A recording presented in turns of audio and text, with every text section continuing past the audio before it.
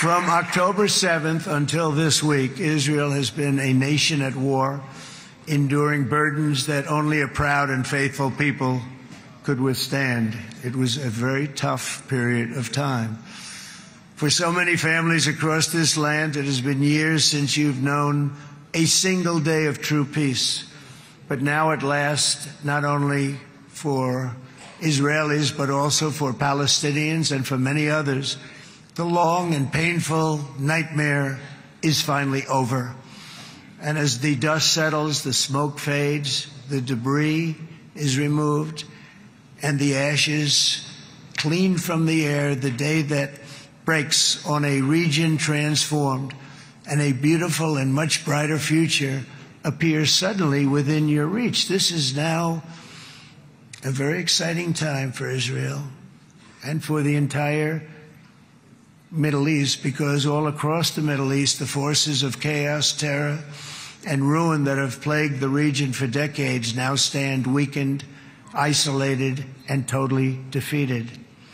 A new coalition of proud and responsible nations is emerging, and because of us, the enemies of all civilization are in retreat. Thanks to the bravery and incredible skill of the Israeli Defense Forces and Operation Rising Lion,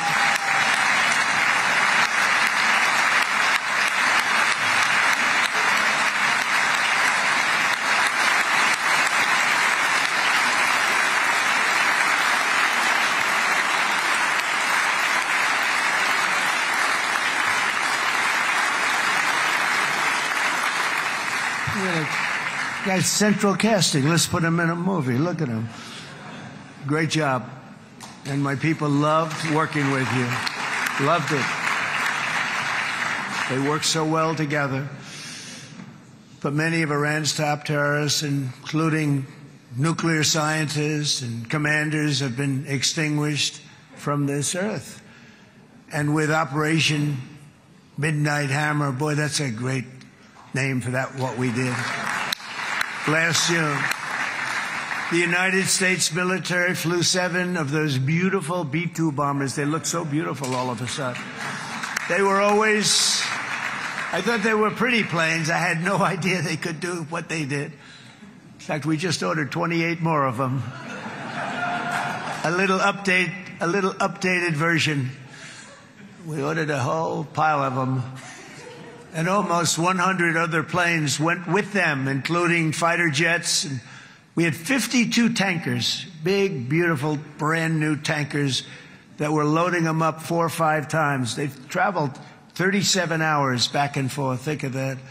But we had tankers all over the sky for all the other planes. We had the F-22s, the F-35s, F-16s. We had a hell of a lot of planes.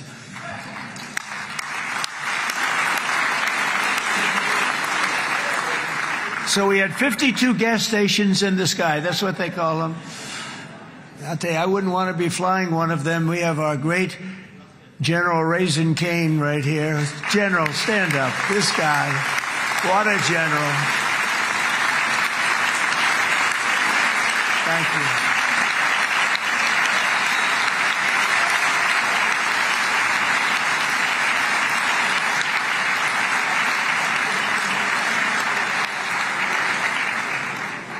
I asked General Cain, I said, you know, we're having problems with ISIS, and I was in Washington, and I asked, how long would it take to defeat ISIS? And my Washington generals told me, 3, 4, maybe 5 years, sir.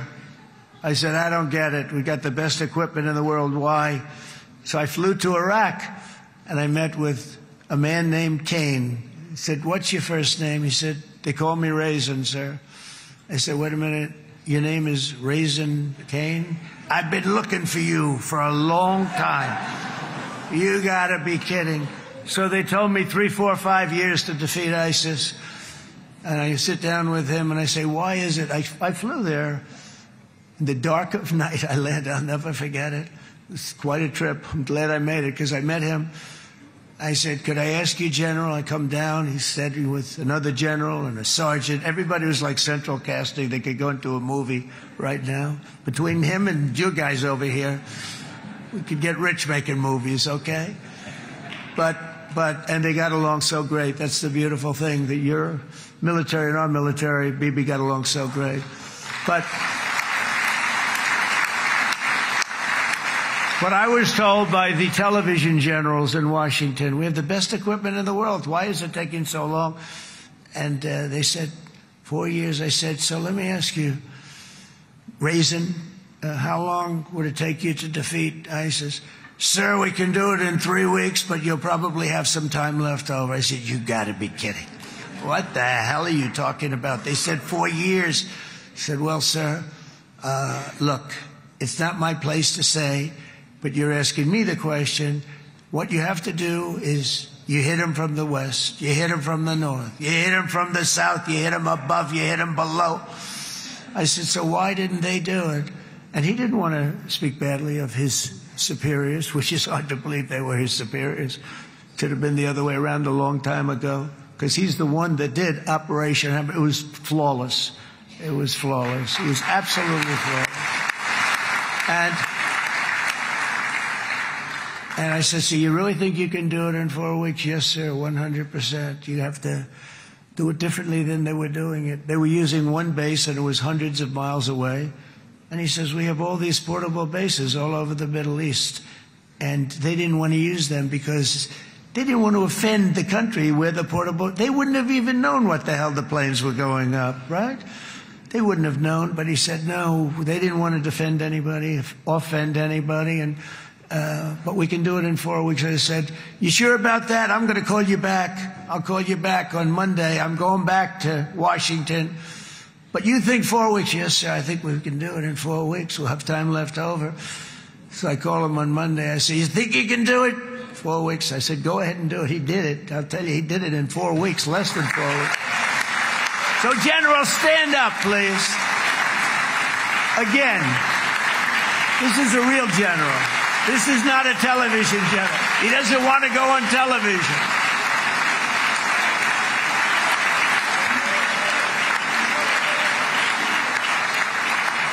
He doesn't want to go on television. That's it. The other guys love being on television.